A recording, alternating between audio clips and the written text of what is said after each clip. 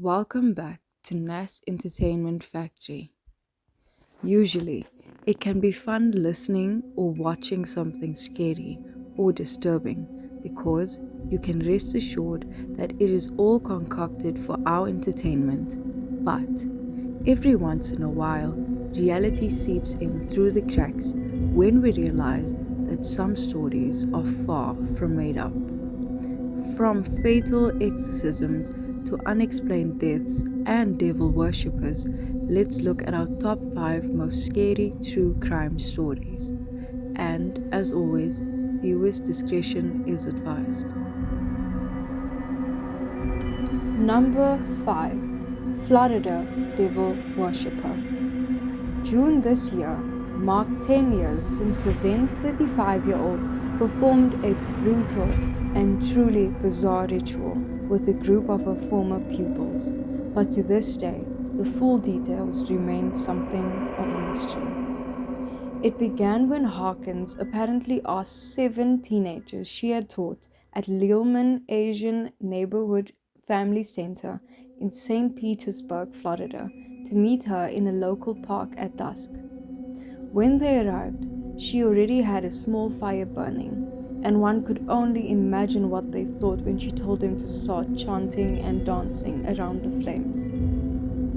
When the mother of 2 then told them they were infested with demons, it was definitely time to leave, don't you think? The strange thing is that none of the teenagers did, and have refused to properly speak about what happened ever since. The police, however, worked out some of the details. To rid themselves of the evil spirits, their former teacher told them they would have to cut themselves, allowing the demons out. To stop the demons from getting back in, the wounds would have to be burnt. That was what the fire was for. Reluctant to start self-harming, Hawkins apparently took matters into her own hands. As a result of this crazy ritual, multiple kids were injured. Scary, right? Number 4, Phone Stalker. In 2007, ABC News documented a series of cell phone calls to families with terrifyingly specific death threats.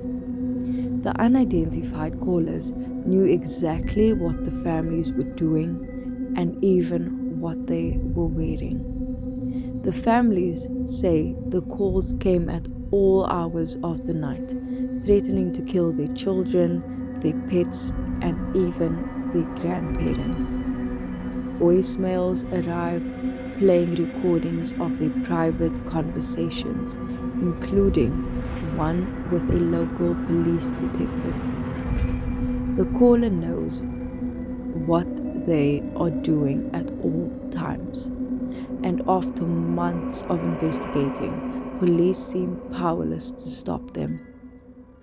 This went on with the families for months, who reported a caller with a scratchy voice threatening to slit their throats, and even warned that there would be a mass school shooting at the daughter's schools. The bomb shooting that occurred earlier today.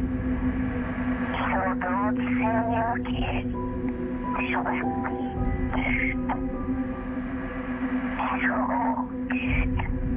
I know where you are. I know where you live. I'm gonna kill it. It got worse. One of the families told the ABC News that they believe the callers are using their cell phones to spy on them. Countless technology companies have contacted the families this past month, claiming that they have equipment that police lack to find the hackers. However, it has only turned up more dead ends. So, what do you think? Is it a stalker or just one of the family members looking for some controversy? Let me know. Number 3, The Deadly Exorcism.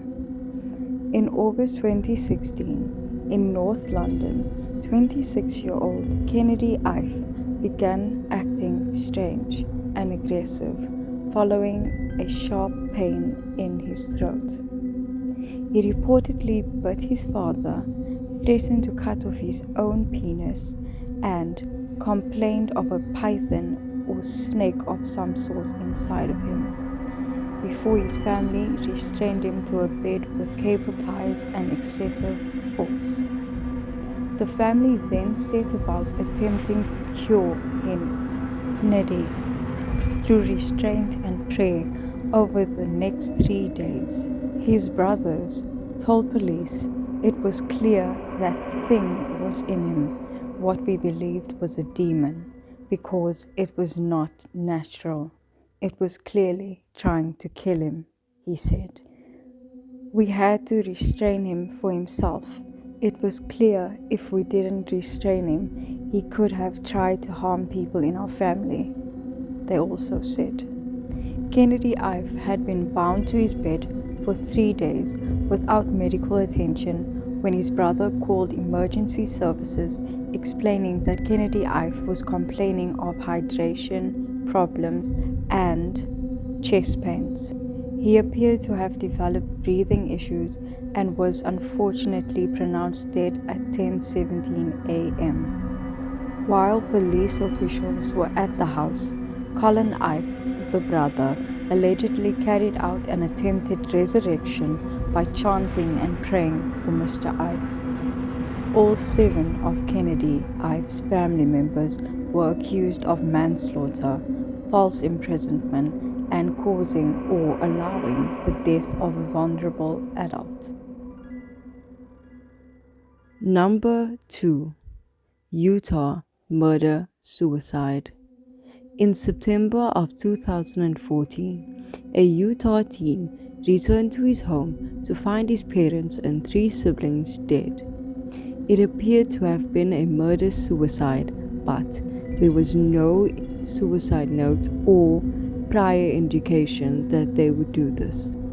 Police could not figure out why the 2 parents would kill themselves and 3 of their 4 children.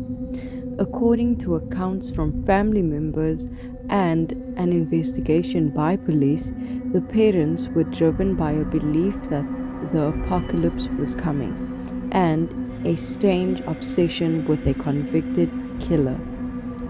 Friends and family told police that the parents were worried about the evil in the world and wanted to escape a pending apocalypse, but most assumed that they wanted to move somewhere off the grid.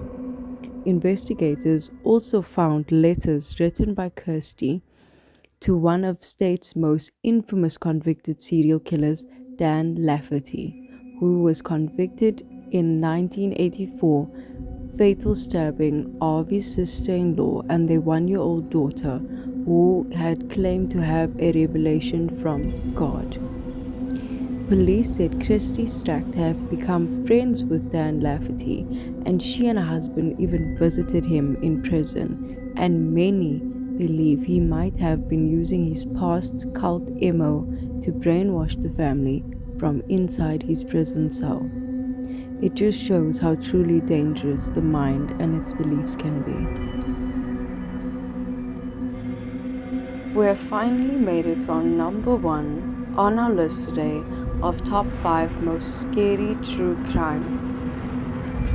And our number 1 for the day is none other than the Axe Murder House.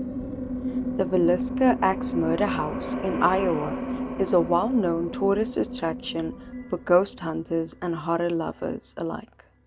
The site of a gruesome unsolved 1912 murder in which 6 children and 2 adults had their skulls completely crushed by the axe of an unknown perpetrator was purchased in 1994 and restored to its 1912 condition and converted into a tourist destination.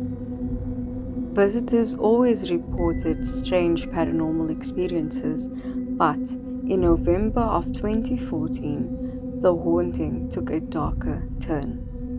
Robert Stephen Lawson Jr., 37, of Wisconsin, was on a regular recreational paranormal visit with friends when true horror struck.